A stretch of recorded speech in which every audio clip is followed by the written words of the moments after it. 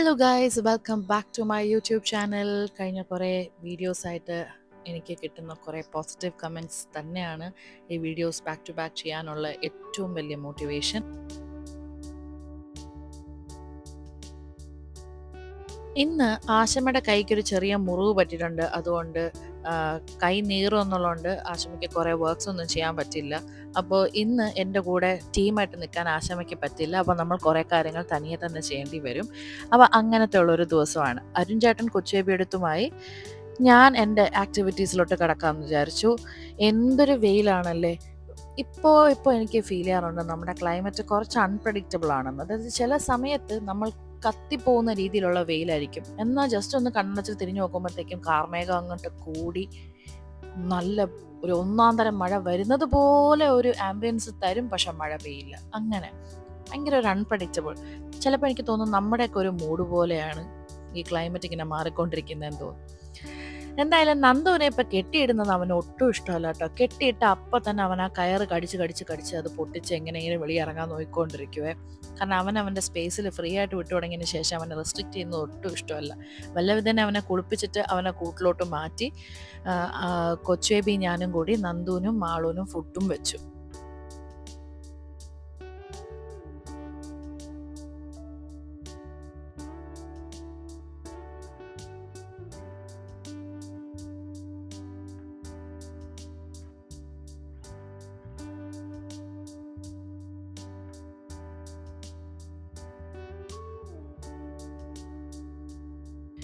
പണ്ടത്തെ എൻ്റെ വ്ളോഗ്സിൽ ഞാൻ പറയാറുണ്ട്, ഈ സമ്മർ വരുമ്പോഴത്തേക്കും നമ്മുടെ ഡോഗ്സിനെ നമ്മൾ ഡെയിലി ഒന്ന് ജസ്റ്റ് വെള്ളം ഒഴിച്ചു കൊടുക്കും കേട്ടോ. ആ ഹീറ്റിൽ നിന്ന് ഒരു ആശ്വാസം കിട്ടാനാണ്. പ്രത്യേകിച്ച് എൻസോ ലൈക്ക് ഇവരൊക്കെ ഷോർട്ട് കോട്ടുകാരല്ലേ, അപ്പോൾ ഇവർക്ക് ഹീറ്റ് സ്ട്രോക്ക് ഒക്കെ അടിക്കാനായിട്ട് വളരെ ചാൻസ് കൂടുതലാണ്. ഫറി ഡോഗ്സിന് ആ ഫർ അവർക്ക് എന്തുമാത്രം പ്രൊട്ടക്ഷൻ ആണോ അതുപോലെ തന്നെ ഷോർട്ട് ഹെയറുകാർക്ക് അങ്ങനെ ഒരു പ്രൊട്ടക്ഷൻ കിട്ടുന്നുമില്ല. അപ്പം നമ്മൾ അതനുസരിച്ച് അവർക്ക് അവരുടെ ബോഡി ടെമ്പറേച്ചർ റെഗുലേറ്റ് ചെയ്യാനായിട്ട് ഒന്ന് ഹെൽപ്പ് ചെയ്ത് കൊടുക്കണം. ഇവർക്ക് നിന്ന് വെള്ളം ഒഴിച്ചു കൊടുക്കുന്ന സമയത്ത് സത്യം ഞാൻ ആലോചിക്കും കേട്ടോ, ഈ പിള്ളേർ ഈ വെള്ളം ഒഴിക്കാൻ വേണ്ടി അങ്ങനെ നിന്ന് തരും കേട്ടോ. അവർ കൂട്ടിൽ നിന്നൊരു വെപ്രാളം കാണിക്കും ഇങ്ങനെ വെള്ളം ഒഴിച്ച്. അതുപോലെ കൂട്ടിൽ നിന്ന് വെളിയിൽ ഇറങ്ങാനേ ആർക്കും താല്പര്യമില്ല. എല്ലാവർക്കും ഈവനിങ് ടൈം വെളിയിൽ ഇറങ്ങിയാൽ മതി, അതുവരെ ആർക്കും വെളിയിൽ പോലും ഇറങ്ങണ്ട കേട്ടോ. അങ്ങനെ അത്രമാത്രം വെയിലാണ്. എനിക്ക് ഇപ്പോൾ ഒരു സ്ഥലത്ത് നിന്ന് ജോലി തീരുമ്പോഴത്തേക്കും സ്കിന്നൊക്കെ ഇങ്ങനെ കത്തി പോകുന്നത് പോലെ എനിക്ക് ഫീൽ ചെയ്യും.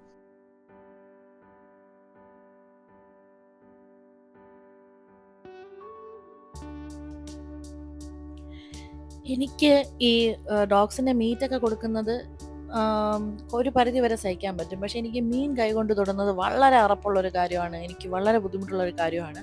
ആശമ്മയാണ് പൂച്ചയ്ക്ക് മീൻ കൊടുക്കുന്നത്. ഞാൻ ഡ്രൈ ഫുഡേ കൊടുക്കുകയുള്ളൂ. അപ്പോൾ ഇങ്ങനെ ആശമ്മയുടെ കൈക്ക് മുറിവ് പറ്റിയതുകൊണ്ട് ഈ മീനിൻ്റെ കാര്യങ്ങളൊക്കെ എനിക്ക് ക്ലീൻ ചെയ്യേണ്ടി വന്നു. ഇച്ചിരി വിഷമത്തോടാണെങ്കിലും ഞാനത് ചെയ്തു. കാരണം എനിക്ക് മീൻ ആണ് എന്നെ സംബന്ധിച്ച് ഏറ്റവും ഡിസ്കസ്റ്റിംഗ് ആയിട്ടുള്ള കാര്യം. എനിക്കത് തൊടാൻ വളരെയധികം ബുദ്ധിമുട്ടാണ്. അതിൻ്റെ സ്മെല്ലൊന്നും എനിക്ക് ഒട്ടും പറ്റില്ല. എനിക്ക് വേറെ മീറ്റിൻ്റെ അടുത്ത് ഇത്ര ഒരു അവേർഷൻ ഇല്ല തൊടുന്നതിനൊക്കെ ആയിട്ട്. പക്ഷേ ഈ പറഞ്ഞ പോലെ നമ്മൾ ഓരോന്നിനെ വളർത്തിയിട്ട് അത് ചെയ്യില്ല എന്ന് പറയുന്നതിലും മണ്ടത്തരമാണ്. എങ്കിലും ഇന്നത്തെ ദിവസത്തെ ആക്ടിവിറ്റീസിൽ എനിക്ക് കുറച്ച് വെറുപ്പിക്കലായിട്ട് തോന്നിയത് അതായിരുന്നു കേട്ടോ. ഇപ്പം എന്തെങ്കിലും ജോലി കഴിഞ്ഞ് വരുമ്പോൾ ഇങ്ങനെ വാഷ് ബേസിനിൽ മുഖത്ത് വെള്ളം അടിച്ചിങ്ങനെ കഴുകുമ്പോൾ കിട്ടുന്ന ഒരു ആശ്വാസം ഉണ്ടല്ലോ. എത്ര വെള്ളം ഒഴിച്ചാലും മതിയാവാത്ത പോലെ തോന്നും കേട്ടോ. വെള്ളം ഒഴിച്ച് ഒരു മിനിറ്റിൽ നോക്കുമ്പോഴത്തേക്കും എല്ലാം ആവിയായി പോയിട്ടുണ്ടാവും. ഭയങ്കര ഡ്രൈ ആയിട്ടിരിക്കും. വെള്ളം കുടിക്കുക, മുഖത്തോട്ട് വെള്ളം ഒഴിക്കുക, ഇത് തന്നെയാണ് ഇപ്പോൾ ഉള്ള ടാസ്ക്.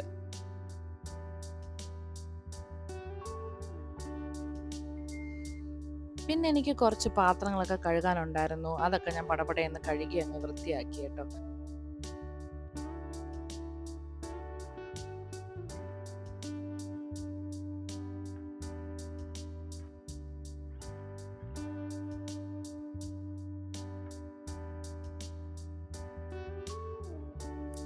ഇത് ഞാൻ റാഡോയ്ക്ക് ഫുഡ് എടുക്കുവാണ് കേട്ടോ. റാഡോയ്ക്ക് ഫുഡ് എടുക്കുമ്പോൾ അതിനകത്ത് ഒരു സ്പൂൺ വെളിച്ചെണ്ണ ഞാൻ ആഡ് ചെയ്യാറുണ്ട്. അത് അവരുടെ സ്കിൻ ഹെൽത്തിന് വളരെ നല്ലതാണ്. ഞാൻ ഫുഡ് എടുത്തുകൊണ്ടിരുന്ന സമയം നോക്കി റാഡോ പണി പറ്റിച്ചു കേട്ടോ. റാഡോയ്ക്ക് ഇപ്പോൾ 4 months ആവുന്നേ ഉള്ളൂ. കമ്പാരിറ്റീവ്ലി മറ്റേതൊരു ബ്രീഡിലെ ഡോഗ് എടുത്ത് നോക്കിയാലും വളരെ ഫാസ്റ്റായിട്ടാണ് അവൻ പഠിച്ചുകൊണ്ടിരിക്കുന്നത്. പക്ഷെ അവനിൽ നിന്നും ഇതുപോലത്തെ ഹൗസ് ആക്സിഡൻറ്റ്സ് വളരെ കുറവായിട്ടാണ് ഉണ്ടാവുന്നത് കേട്ടോ. നമ്മൾ മറ്റ് ബ്രീഡ് ഡോഗ്സിനെ വളർത്തുമ്പോൾ അവരൊരു 10 തവണ മിസ്റ്റേക്ക് കാണിക്കുമെങ്കിൽ ഈ ബ്രീഡിലുള്ള പട്ടിക്കുട്ടികൾ എനിക്ക് തോന്നുന്നു ഒരു 10-1 ഒക്കെ അവരുടെ ഒരു മിസ്റ്റേക്ക് പറ്റുള്ളൂ. എന്നിരുന്നാലും ഞാൻ അവന് നല്ല വഴക്ക് കൊടുത്തപ്പോൾ അവൻ നല്ല പിണങ്ങി കിടക്കുകയായിരുന്നു കേട്ടോ. പിന്നെ അവനെ പിണക്കൊക്കെ മാറ്റി സോൾവ് ചെയ്ത് കൊഞ്ചിച്ചതിനൊക്കെ ശേഷം അവൻ വന്ന് ഫുഡ് കഴിക്കാൻ തുടങ്ങിയത്. അല്ലാതെ കഴിക്കാതെ മാറി നിൽക്കുമായിരുന്നു. അപ്പോൾ മുമ്പൊക്കെ ഞാൻ വിചാരിക്കുമായിരുന്നു ഇങ്ങനത്തെ ട്രെയിനിങ്ങിൻ്റെ ആവശ്യമില്ല, പട്ടിയുടെ വഴിക്ക് വിടണം, എവിടെ വേണമെങ്കിലും അത് മൂത്രം ഒഴിച്ചോട്ടെ, അങ്ങനെയൊക്കെ ഞാൻ വിചാരിക്കുമായിരുന്നു. പക്ഷെ അത് ഏറ്റവും വലിയ മണ്ടത്തരാണ്. നമ്മുടെ പിള്ളേരെ അങ്ങനെ സമ്മതിക്കുമോ? എന്ത് ബിഹേവിയർ വേണമെങ്കിലും നമ്മൾ ടോളറേറ്റ് ചെയ്യുമോ? അങ്ങനെയൊന്നും അല്ല. നമ്മൾ അവർക്ക് കറക്റ്റ് ശരി ചെയ്ത് തെറ്റ് ചെയ്ത് ഇങ്ങനെയുള്ള ഡിസിപ്ലിനിങ് നമ്മൾ ഉറപ്പായിട്ടും കൊടുക്കണം. സെയിം തിങ് ആണ് പട്ടിക്കുട്ടികളിലും നമുക്ക് ഡിസിപ്ലിൻ, ഒബീഡിയൻസ് ട്രെയിനിങ് ഒക്കെ നമ്മൾ ഉറപ്പായിട്ടും കൊടുത്തിരിക്കണം. അല്ലെങ്കിൽ അത് അവരുടെ ക്വാളിറ്റി ഓഫ് ലൈഫ് തന്നെയാണ് ബാധിക്കുന്നത്. നമ്മളൊരു പട്ടി ഹൗസ് ട്രെയിൻ ചെയ്താൽ വീടിനകത്ത് മൂത്രമൊഴിക്കാൻ പാടില്ല, ഇതൊക്കെ നമ്മൾ പഠിപ്പിച്ചില്ലെങ്കിലുള്ള പ്രശ്നം, അവരെ നമ്മൾ പിന്നെ വീടിനകത്തോട്ട് കയറ്റാൻ പറ്റില്ല. മൂത്രമൊഴിക്കുന്ന ഒരു പട്ടിയെ നമുക്ക് വീടിനകത്ത് കീപ്പ് ചെയ്യാൻ പറ്റില്ല. അപ്പം ഡോഗ്സ് തന്നെ ആയിരിക്കും നമ്മുടെ കൂടെയുള്ള ക്വാളിറ്റി ടൈം മിസ് ചെയ്യുന്നത്. അതുകൊണ്ട് ഇങ്ങനെയുള്ള ബേസിക് ട്രെയിനിങ് നമ്മൾ മസ്റ്റായിട്ടും കൊടുത്തേ പറ്റുള്ളൂ. അതിൻ്റെ വാല്യൂ ഒക്കെ ഞാൻ ഈ ഇടയ്ക്കാണ് മനസ്സിലാക്കുന്നത്. പണ്ട് ഇങ്ങനത്തെ ഒരു ചിന്താഗതി അല്ലായിരുന്നു എനിക്ക്. അതുകൊണ്ട് തന്നെ ഞാൻ മുമ്പ് വളർത്തിക്കൊണ്ടിരുന്ന പട്ടിക്കുട്ടികൾക്ക് ഒരുപാട് റെസ്ട്രിക്ഷൻ എനിക്ക് വെക്കേണ്ടി വന്നിട്ടുണ്ട്. അവരൊരു പർട്ടിക്കുലർ ഏരിയയിൽ എപ്പോഴും കൺഫൈൻ ആയിട്ട് വെക്കേണ്ടി വന്നിട്ടുണ്ടായിരുന്നു. പിന്നെ ഈ ട്രെയിനിങ് പ്രോസസ്സ് ഒട്ടും എളുപ്പമുള്ളൊരു കാര്യമല്ല. അതിന് വളരെയധികം പേഷ്യൻസ് വേണം. നമ്മൾ അത്രയധികം മെനക്കെട്ട് അവരുടെ ഒപ്പം നിന്നാൽ മാത്രമേ നമുക്ക് അവരെങ്ങനെ ട്രെയിൻ ചെയ്തെടുക്കാൻ പറ്റുള്ളൂ. അതുകൊണ്ട് തന്നെയാണ് ഏതൊരു ബ്രീഡിലെ ഡോഗ് വളർത്തുന്നതാണെങ്കിലും നമുക്ക് സമയമുണ്ടെങ്കിലേ നമ്മൾ അതിന് വേണ്ടി ഇറങ്ങാവുള്ളൂ എന്ന് പറയുന്നത്. അതായത് ഇതൊക്കെ ചെയ്യാൻ നമുക്കുള്ളൊരു മനസ്സും സമയം ഉണ്ടെങ്കിലേ നമ്മൾ അതിലേക്ക് ഇറങ്ങിത്തിരിക്കാൻ പാടുള്ളൂ. അല്ലെങ്കിൽ ഈ പറഞ്ഞ പോലെ ആ ഒരു ലൈഫിനാണെങ്കിലും നമുക്കാണെങ്കിലും ഒരു സാറ്റിസ്ഫാക്ഷനെ കിട്ടില്ല. ചുമ്മാ വെളിയിലൊരു കൂട്ടിൽ 24 മണിക്കൂർ ഒരു പട്ടിയെ ഇട്ട് വെക്കുന്നതിൽ നമുക്ക് ഒരു സാറ്റിസ്ഫാക്ഷനും കിട്ടാൻ പോണില്ല. അതിൻ്റെ ലൈഫും വെറും വേസ്റ്റ് ആയിപ്പോവും. അപ്പം ഇതിന് മുന്നേ എൻ്റെ വീഡിയോസിൽ 2-3 പേര് ചോദിച്ചിട്ടുണ്ടായിരുന്നു എങ്ങനെയാണ് ഈ ടോയ്ലറ്റ് ട്രെയിനിങ് കൊടുക്കുന്നത് ഡോഗ്സിന് എന്നുള്ളത്. അപ്പം നമ്മൾ മിക്കപ്പോഴും വളരെ പപ്പിയിലായിരിക്കും നമ്മൾ കൊണ്ടുവരുന്നത്. തീരെ കുഞ്ഞായിരിക്കുമ്പോൾ കൊണ്ടുവരുമ്പം നമുക്കറിയാൻ പറ്റും, അതായത് ഇത് എത്ര ടൈം ഷെഡ്യൂളാണ് യൂറിൻ പാസ് ചെയ്യുന്ന ടെൻഡൻസിയൊക്കെ നമുക്ക് നോട്ടീസ് ചെയ്ത് കഴിഞ്ഞാൽ നമുക്ക് പെട്ടെന്ന് മനസ്സിലാവും. ആ ടൈം ഗ്യാപ്പ് നോക്കി കൃത്യമായിട്ട് പട്ടിക്കുട്ടിയെ നമ്മൾ പുറത്ത് കൊണ്ടുവന്ന് നിർത്തുകയാണെന്നുണ്ടെങ്കിൽ കുറച്ചൊന്ന് വെയിറ്റ് ചെയ്ത് കഴിഞ്ഞ് ഡിസ്ട്രാക്ട് ചെയ്യാതെ നിന്ന് കഴിഞ്ഞാൽ അത് അവിടെ യൂറിൻ പാസ് ചെയ്തോളും. നമുക്ക് പ്രത്യേകിച്ച് അതിനെ റിവാർഡ് ചെയ്യുക അങ്ങനെയൊന്നും ആവശ്യമില്ല. കുറച്ച് വലിയ ഡോഗ് ആകുമ്പോഴാണ് അത് നമുക്ക് ഇഷ്ടമുള്ള എന്തെങ്കിലും കാര്യം ചെയ്താൽ റിവാർഡ് ചെയ്ത് ട്രെയിൻ ചെയ്ത് വരുന്നത്. വളരെ കൊച്ചിൽ കിട്ടുമ്പോൾ നമ്മൾ ശീലിപ്പിക്കുന്ന ആക്ടിവിറ്റീസ് തന്നെയായിരിക്കും അവരും ട്രെയിൻഡ് ആയിക്കൊണ്ട് വരുന്നത്. അപ്പോൾ അർജുൻ ചേട്ടൻ എനിക്ക് പറഞ്ഞു തന്ന പ്രകാരം ആണ് ഞാൻ ഓരോ കാര്യങ്ങൾ ചെയ്യുന്നത് കേട്ടോ. ഒരു പട്ടിക്കുട്ടി ഉറങ്ങി എഴുന്നേറ്റാൽ അപ്പം തന്നെ അവനെ കൊണ്ട് പുറത്ത് നിർത്തിക്കും. അപ്പം ഇങ്ങനെയുള്ള കാര്യങ്ങൾ നമ്മൾ മടി കൂടാതെ ചെയ്യുമ്പോഴാണ് അവരും ട്രെയിൻഡ് ആവുന്നത്. ഇന്ന് ഏത് ദിവസമാണ്, അതുകൊണ്ട് അർജുൻ ചേട്ടൻ്റെ ഒരുപാട് ഫ്രണ്ട്സ് വീട്ടിൽ നിന്ന് ഫുഡ് അയക്കുന്നുണ്ടായിരുന്നു. എല്ലാം നോൺ വെജ് ആണ് കേട്ടോ. ബിരിയാണി, കുറേ ടൈപ്പ് ബിരിയാണിയാണ് ഞങ്ങൾക്ക് ഫുഡ് അയച്ചു തന്നത്. അസർ ചേട്ടൻ്റെ ഫാമിലി നമുക്ക് ഫുഡ് അയച്ചിട്ടുണ്ടായിരുന്നു. ഷംജിത്ത് ചേട്ടൻ്റെ വീട്ടിൽ നമുക്ക് ഫുഡ് അയച്ചിട്ടുണ്ടായിരുന്നു. കിമോത്തി അൽബാനി ഷോപ്പിൻ്റെ ഓണർ നമുക്ക് ഫുഡ് സെൻഡ് ചെയ്തിട്ടുണ്ടായിരുന്നു. അതേപോലെ സീനത്ത് ഹോട്ടലിൻ്റെ ഓണർ ഫുഡ് അയച്ചിട്ടുണ്ടായിരുന്നു. ഇങ്ങനെ ഒരുപാട് സ്ഥലത്തു നിന്നാണ് നമുക്ക് സ്പെഷ്യലായിട്ട് ഫുഡ് അയച്ചു തന്നത് കേട്ടോ. കുറേ ഫുഡ് ഉണ്ടായിരുന്നു. എല്ലാം വളരെ ടേസ്റ്റി ആയിരുന്നു എന്നാണ് അർജുൻ പറയുന്നത്. ഞാൻ അൺഫോർച്ചുനേറ്റ്ലി വെജിറ്റേറിയൻ ആയതുകൊണ്ട് എനിക്കതൊന്നും ട്രൈ ചെയ്യാൻ പറ്റിയില്ല.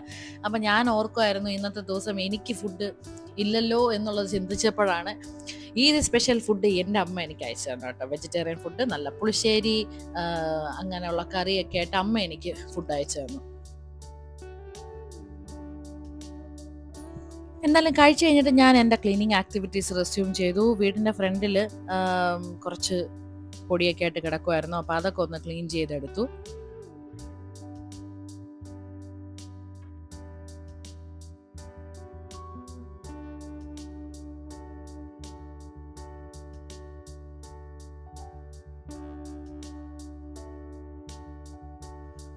പിന്നെ പ്രഷർ പമ്പ് ഞാൻ പറഞ്ഞതുപോലെ ഇറ്റ്സ് എ ഗെയിം ചേഞ്ചർ. ഇതുള്ളത് കൊണ്ട് തന്നെയാണ് കിളിക്കൂട്ടിൻ്റെ താഴ്വശമൊക്കെ ഇനി ക്ലീൻ ആക്കി ഇടാൻ പറ്റുന്നത്.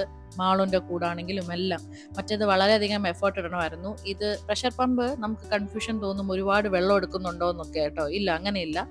വെള്ളം കുറച്ചാണ് എടുക്കുന്നതിൻ്റെ പ്രഷറിലാണ് ആ ഭാഗമൊക്കെ വൃത്തിയാവുന്നത്. എന്തായാലും ക്ലീനിങ് ഒക്കെ കഴിഞ്ഞതിന് ശേഷം നമ്മുടെ ഡോഗ്സിനൊക്കെ കുറച്ച് നേരം തുറന്നു വിട്ട് അവരുടെ കൂടെ ടൈം സ്പെൻഡ് ചെയ്തു. ഞാൻ പറഞ്ഞില്ലേ, പകൽ സമയത്ത് ഇവരാരും വെളിയിൽ പോലും ഇറങ്ങില്ല ചൂട് കാരണം. ഈവനിങ് ആകുമ്പോഴാണ് ഇവർക്കൊക്കെ ഒന്ന് ആക്റ്റീവായിട്ട് പുറത്ത് വരാനും കളിക്കാനൊക്കെ തോന്നുന്നത് തന്നെ കേട്ടോ.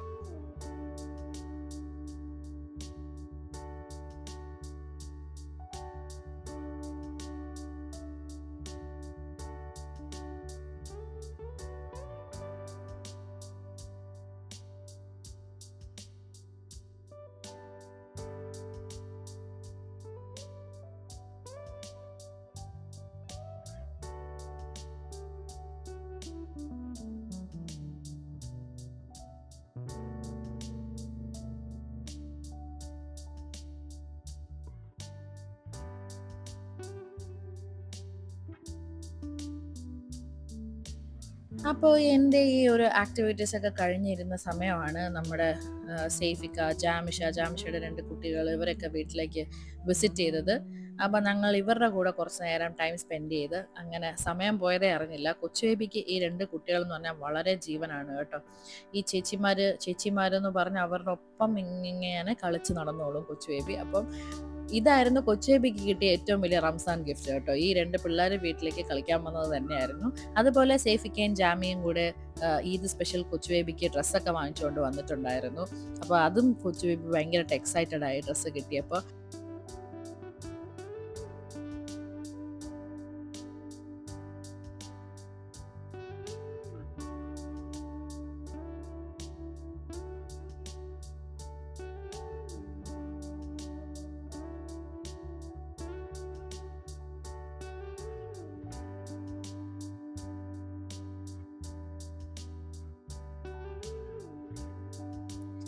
സോ ഇന്നത്തെ വീഡിയോയിൽ അത്രയൊക്കെ ഉള്ളൂ വിശേഷങ്ങൾ. ഇതൊരു വലിയൊരു വീഡിയോ ഒന്നുമല്ല, ജസ്റ്റ് ഷോർട്ട് വീഡിയോ ആണ്. പക്ഷേ ഇതിനകത്ത് ഒരുപാട് കാര്യങ്ങൾ വന്നിട്ടുണ്ടെന്ന് എനിക്ക് തോന്നുന്നു. അപ്പോൾ I hope you guys enjoyed watching this vlog. നമുക്ക് മറ്റൊരു വീഡിയോയിൽ കാണാം. Love you guys so very much. See you next time. By.